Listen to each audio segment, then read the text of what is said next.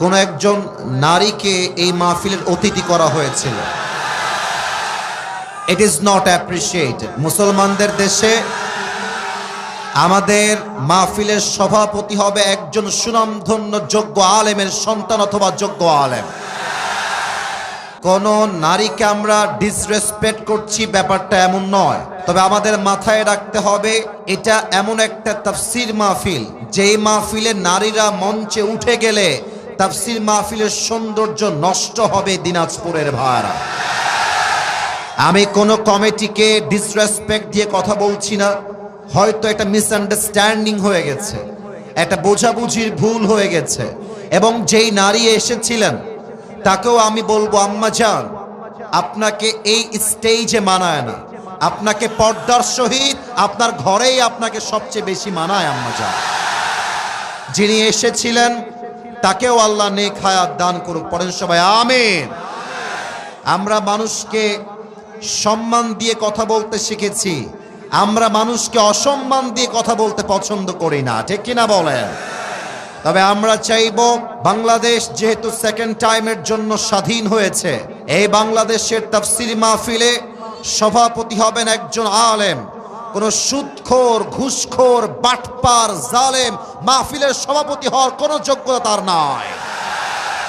আল্লাহ আমাদের সবাইকে বোঝার তৌফিক দান করুক। পড়েন সবাই আমিন।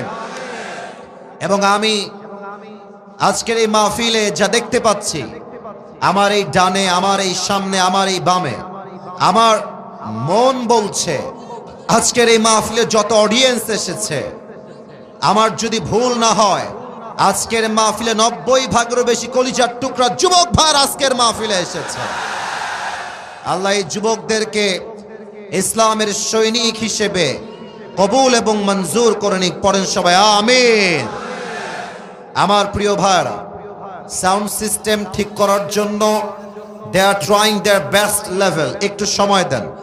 বামে অলরেডি সাউন্ড অনেকটাই ঠিকঠাক হয়ে গিয়েছে, জাস্ট ডানে বক্সটা ঠিক হয়ে গেলেই it will be perfect, more better. এই তো মাশাআল্লাহ, এটাই তো আমি চাচ্ছিলাম, এটাই আমি চাচ্ছিলাম। আমিও খুশি, যুবকরাও খুশি হয়ে যাবে এখন। আল্লাহ আমাদের সবাইকে দোয়া করে বাসায় যাওয়ার তৌফিক দান করুক। পড়েন সবাই আমিন। আমার প্রিয় দিনাজপুরের চিরির বন্দরের ভাড়া, চিরির বন্দরে রাতের বেলা কখনো আসা হয় নাই, দিনের বেলা আসার সুযোগ হয়েছে।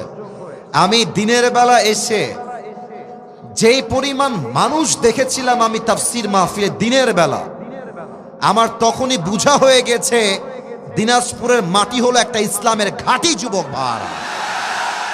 এবং আমার মনে হয় রংপুর, দিনাজপুর, ঠাকুরগাঁও, এই প্রত্যেকটা জেলার সন্তান কাপুরুষের বাচ্চা নয়, সব বীর পুরুষের বাচ্চা এরা।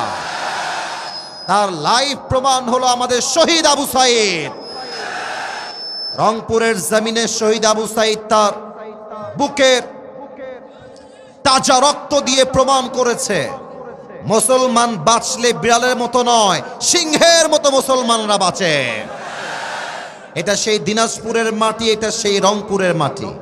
অতএব যদিও আজকে রাত করে আমাকে ওঠানো হয়েছে, আমি অনেক আগে বলেছিলাম যে ভাই রে আমাকে আগে উঠায়েন ভাই, তা আমার ভাইরা বলেছে হুজুর না, আপনাকে আমরা 11টার পরে উঠাবো।